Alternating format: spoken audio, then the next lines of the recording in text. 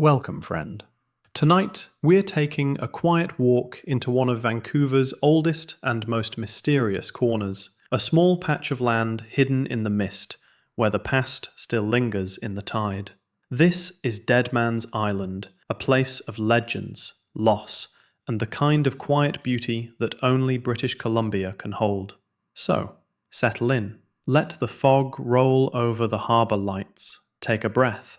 And let's wander back through time together.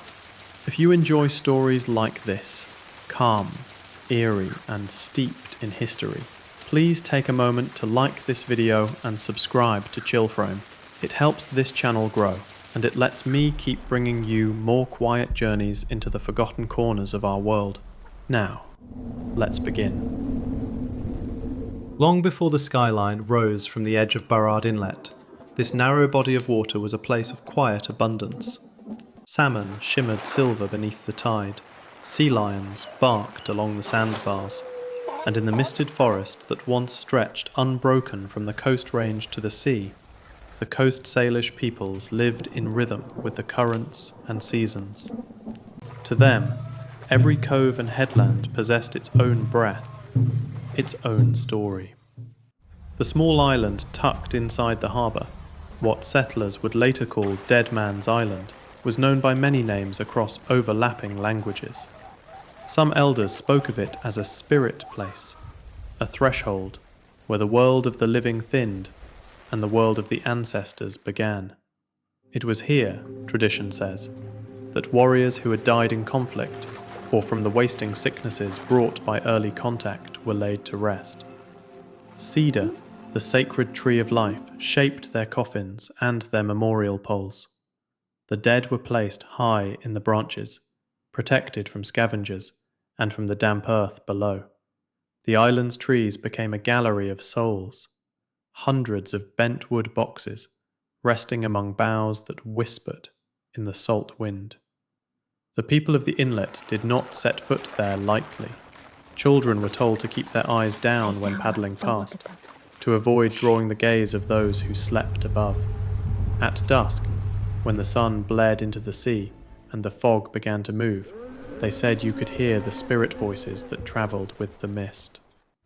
For generations, the island stood untouched, a small, sacred punctuation mark in the great sentence of the Salish Sea. The first outsiders to map the island arrived in the 1790s with Captain George Vancouver's expedition. His crew, charting every inlet and tide, noted the tiny wooded rise near the entrance to Coal Harbour, but gave it no name. To them, it was simply one of many features in a landscape of fog and cedar, its significance invisible to foreign eyes. As fur traders and colonial surveyors followed, the spiritual boundaries of the local nations began to erode.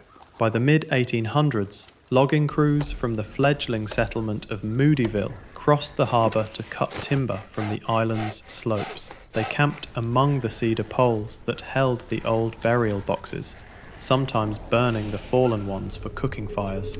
Stories spread among the workers of strange happenings, tools misplaced in the night, soft chanting from the trees, a glow that moved between trunks as though a lantern swung by unseen hands. A few refused to return after dusk. In the journals of a Hudson's Bay Company agent, there is a brief note dated 1862. Annoyed, local men unwilling to labour after sundown. They speak of voices and lights on the small isle opposite Stanley Park. Spirits of the Indians, they say. I think it merely fog. Yet the fog persisted, and with it, the unease. The 1860s and 70s brought sickness, smallpox, measles, tuberculosis, that devastated indigenous villages along the coast.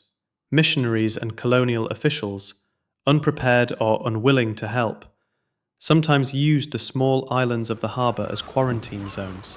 Oral histories describe canoes left adrift offshore, their occupants dying before they could reach land. Deadman's Island became one such place of sorrow. Those who succumbed were buried hastily beneath shallow earth or left upon makeshift platforms, their graves unmarked and soon forgotten. When rain washed the soil away, bones surfaced along the shoreline. Dogs from the growing settlement across the water carried them home. A merchant named Edward Stamp, who operated a sawmill nearby, petitioned the colonial government to clear the island for industrial use. Surveyors arrived with chains and stakes, only to discover skulls and ribs scattered in the moss. They withdrew without completing their work. The papers recorded the incident simply: operations temporarily suspended due to native burial ground. For the Coast Salish, this was confirmation of what had long been known. The island was touched, a place where the living should tread softly, or not at all. The English name, Deadman's Island, first appeared in print around 1880, though no one agrees who coined it. One story claims a group of loggers, after discovering the remains of several wooden coffins, christened it grimly as they rowed away. Another attributes it to a violent clash between rival indigenous groups long before contact, a battle in which dozens fell and their bodies were left unburied. Whatever its origin, the name stuck, and with it came a new wave of morbid fascination. Early Vancouverites treated the island as a curiosity. Weekend boaters paddled out to picnic beneath the cedars, sometimes pocketing fragments of carved poles as souvenirs. Newspapers printed serialized ghost tales about phantom canoes drifting across Coal Harbour. A reporter for the province wrote in 1899, "The island presents a melancholy spectacle. The trees lean outward as if in mourning, and the ground is pitted with hollows where graves once lay. Yet from this decay there issues a strange serenity, as though the dead themselves have accepted the intrusion." Still others felt anything but serenity. Fishermen spoke of a chill current that circled the island, even on warm days. Rowers returning after dark claimed that their oars struck something solid just below the surface, though soundings showed no rocks there. By the dawn of the 20th century, the island's identity was fixed in the public imagination, half sacred ground, half cautionary legend, a reminder that Vancouver's beauty was built upon older bones. To picture Deadman's Island at that time is to imagine a paradox. Wild yet wounded, isolated yet within sight of a city being born. Steamships from Asia and the American coast passed close enough that passengers could smell the resin of its trees. Beyond it, sawdust from the mills drifted across the water like ash. From the seawall site that would become Stanley Park, settlers gazed toward the island and argued its fate. Some demanded it be cleared for commerce, others proposed turning it into a cemetery for the expanding town. A few voices, mostly indigenous, pleaded for it to be left alone. The government hesitated, trapped between development and superstition. Why do they call it Deadman's Island? A quarantine station, a lighthouse site, even a prison for troublesome indigenous prisoners during the reserve conflicts of the 1880s. None materialized. The island, as though defending itself, remained untouched. Visitors who dared to explore described an oppressive quiet. Even the birds, they said, avoided landing there. A journalist in 1902 noted that his compass needle quivered strangely whenever he stepped onto the shore, a detail later repeated in dozens of ghost pamphlets, though never scientifically explained. Night in the harbour then was far darker than it is today. No bridges, no skyline, only oil lamps flickering on the distant shore.